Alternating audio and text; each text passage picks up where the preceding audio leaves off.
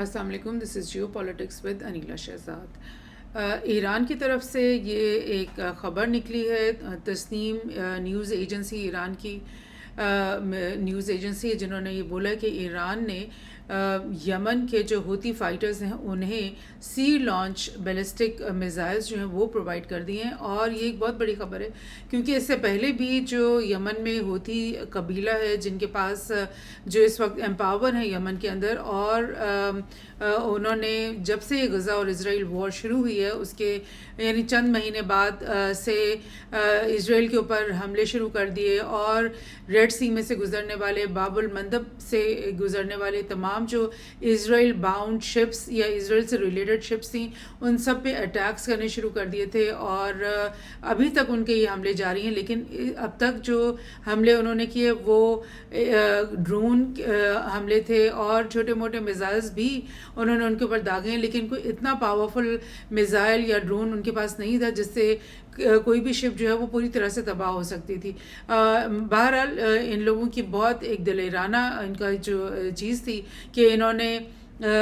غزہ کے جو اندر جینوسائیڈ ہو رہا ہے، فلسطینیوں کا قتل عام ہو رہا ہے اسرائیل کی طرف سے، اس کے خلاف انہوں نے نہ صرف آواز بلند کی بلکہ ایک پریکٹیکلی جو ہے اس جنگ کے اندر کود پڑے ہیں. اور اسی وجہ سے ان کے اوپر بھی یو ایس اور یو کے کی طرف سے ڈرون حملے، میزائل حملے ان کے اوپر ہٹنگ ہوتی رہی ہے اور ان کو بھی کافی نقصان پہنچا ہے. یہ جو 29 مئی کی یعنی تقریباً 2-3 دن پرانی یہ نیوز ہے کہ ایران نے ان کو یہ نئے قسم کے جو ہے نا میزائلز پرووائڈ کیے. یہ بڑے امپورٹنٹ ہے کیونکہ اگر آپ اس کو اس کانٹیکس میں دیکھو کہ ایران جو ہے وہ بہت پریشر ڈال رہا تھا پہلے ہی حزب اللہ کے تھرو، حماس کے تھرو اور حوثیز کے تھرو اسرائیل کے اوپر. اور اس کے بعد کیا ہوا کہ یہ میں آپ کو کچھ نیوز سے رن تھرو کرتی ہوں کہ جب اسرائیل نے حملہ کر دیا سیریا میں دمشق کے اندر ایرانین ایمبیسی کے اوپر، تو اس کے بدلے میں ایران نے ایک بہت ہی بھرپور حملہ کیا تھا جس میں اس سے 300 ڈرونز کا جو ہے حملہ کیا انہوں نے اسرائیل کے اندر. یعنی اس حملے میں 120 بیلسٹک میزائلز اور 170 ڈرونز اور 30 کروز میزائلز استعمال کیے گئے تھے راتوں رات. یعنی ایک رات کا جو حملہ تھا اس کے اندر یہ سب ایران نے کر ڈالا تھا اسرائیل کے خلاف. اور اسی کے کچھ دن کے بعد یہ ہوا کہ جو ایران کے صدر ہیں رئیسی، ان کا ہیلی کاپٹر کریش ہو گیا. اور ظاہر ہے ہر طرح کے خیال ایرانین جو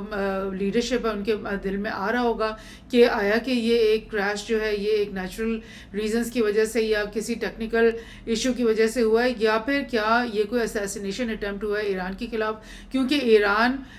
کے اوپر جو حملے ہیں وہ ایک نہیں ہوئے، کئی مطلب اس طرح کے اسیسینیشن اٹیمپٹس پہلے ہو چکے ہیں. ان کے 6 سے 7 نیوکلیئر سائنٹسٹ جو ہیں ان کو ایک ایک کر کے اسیسینیٹ کیا گیا. ان کے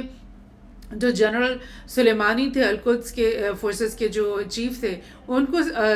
سیریا میں ان کو ہلاک کیا گیا. اس کے بعد یہ دمشق میں یہ آپ نے دیکھا کہ ان کی ایمبیسی کے اوپر حملہ کیا گیا. سو ایران کے لیے یہ سوچنا یعنی ایک بعید از امکان نہیں ہے کہ وہ یہ سوچے کہ جو صدر رئیسی ہے ان کے اوپر ایک قاتلانہ حملے کے تحت ان کو مطلب شہید کیا گیا ہے. سو ہو سکتا ہے، یہ ایک شیئر بات نہیں ہے لیکن یہ ایک خیال ہے، لیکن بالکل اسی کے بیس پہ یہ ہو سکتا ہے کہ وہ اپنی جو پاور شو ہے مڈل ایسٹ کے ریجن میں اور اینٹی اسرائیل پاور شو جو ہے وہ اس کو بڑھائے اس وقت، کیونکہ وہ اس وقت خاص طور پہ یہ بالکل بھی امیج نہیں دینا چاہ رہا ہوگا کہ صدر رئیسی کے جانے کی وجہ سے اور ان کے جو فورن منسٹر ہیں ان کے جانے کی وجہ سے ایران جو ہے کمزور پڑ گیا یا بیک فٹ پہ جانے والا ہے، یا وہ اسرائیل کو جو ہے وہ چھوڑ دے گا کسی بھی اپنی آزادانہ کارروائیاں کرنے کے لیے. سو یہ ایک چیز ہے. اور یہ میں آپ کو یہ میپ دکھا رہی ہوں جس میں یہ بی بی سی نے میپ نکالا تھا जनवरी के महीने में, यानी कि अब से 4 महीने पुराना ही मैप है, लेकिन तब के मैप में उन्होंने बताया था कि इतने ज़्यादा जो हमले हैं उन तमाम शिप्स के ऊपर जिनके ऊपर ऐसे फ्लैग्स थे जिससे पता चल रहा है कि वो इसराइल को कुछ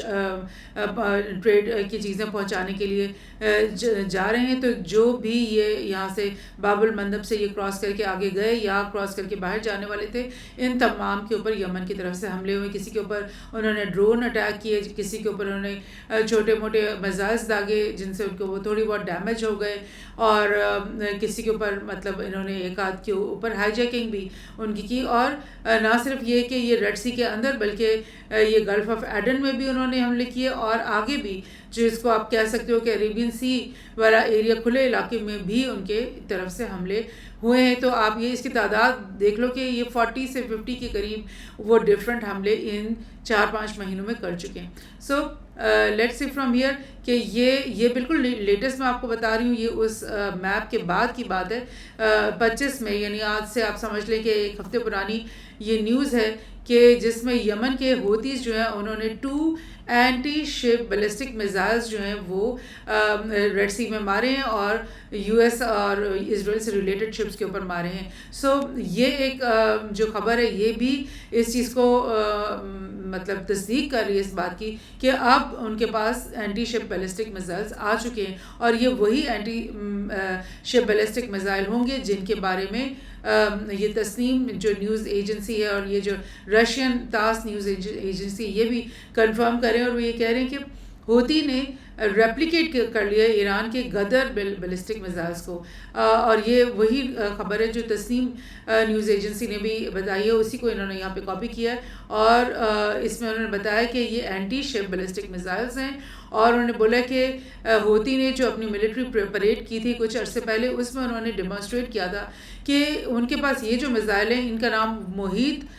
मिसाइल उन्होंने रखा, और ये बिल्कुल वैसे ही हैं ऑप्टिकल होमिंग सिस्टम से लैस जो कि गदर मिसाइल्स जो ईरानियन मिसाइल्स हैं वो जैसे वो हैं, बिल्कुल एग्जैक्टली ये वही हैं। दैट मीन्स कि ईरान ने ही उनको ये सप्लाई किए हैं, इसमें कुछ चेंजेस किए हैं, और या तो हूतीज़ ने खुद ला के उनके अंदर थोड़ी सी चेंजेस किए हैं जिसके बाद उन्होंने उनका नाम चेंज करके मोहित मिसाइल्स रख दिया है। और जो 7 अप्रैल के दिन ईरान ने कि न्यूज़ एजेंसी जो है उसने बताया था कि 9 मिसाइल्स उनके पास ऐसे हैं जो कि इतने मतलब स्ट्रॉन्ग हैं कि वो इसराइल को टारगेट कर सकते हैं, इसराइल की हदूद के अंदर जा सकते हैं, और उसी के अंदर उसी लिस्ट में गदर बैलिस्टिक मिसाइल्स भी शामिल थे। दैट मीन्स कि इस वक्त जो हूती के पास ये मोहित मिसाइल मौजूद हैं, एंटी शिप मिसाइल मौजूद हैं, ये इतने फार रीचिंग है कि ये इसराइल तक भी पहुंच सकती है। इससे पहले भी बहरहाल हूती ने जो अटैक किए हैं वो कुछ अटैक्स उनमें से इसराइल के जो बिल्कुल रेड सी के दहाने पर जो ये एलियात शहर है वहाँ पर भी उनकी तरफ से हमला हुआ है। तो इसराइल तक वो पहले भी पहुँच चुके हैं, लेकिन अब शायद अगर वो गदर मिसाइल यूज़ करें तो शायद वो और डीप इनसाइड ईरान वो पहुँच सकेंगे। So this is very interesting कि ईरान जो है वो बैक फुट पे आने के बजाय वो ये कर रहा है कि वो हूती को भी मज़ीद वेपन्स से लेस कर रहा है, उनको मिसाइल्स दे रहा है। दूसरी तरफ से अगर आप हिजबुल्लाह को देखो तो हिजबुल्लाह की तरफ से भी पे दर पे हमले जो है वो आए रोज़ जो है वो इसराइल के ऊपर होते ही रहते हैं। पूरा जो नॉर्दर्न इसराइल है वो बिल्कुल यानी कि रहने के काबिल नहीं रहा। कई एकड़ ज़मीन है, कई स्क्वायर किलोमीटर्स हैं जहाँ पर इजरायली जो पॉपुलेशन है वो निकल चुकी है, और वहाँ पर आए दिन वहाँ पे मिसाइल अटैक्स और भरपूर मिसाइल अटैक हिजबुल्लाह की तरफ से हो रहे हैं, जिससे मतलब ऐसा लगता है कि जैसे कि पूरा नॉर्दर्न इसराइल जो है वो इस वक्त आग की लपेट में है। सो जैसे ही इसराइल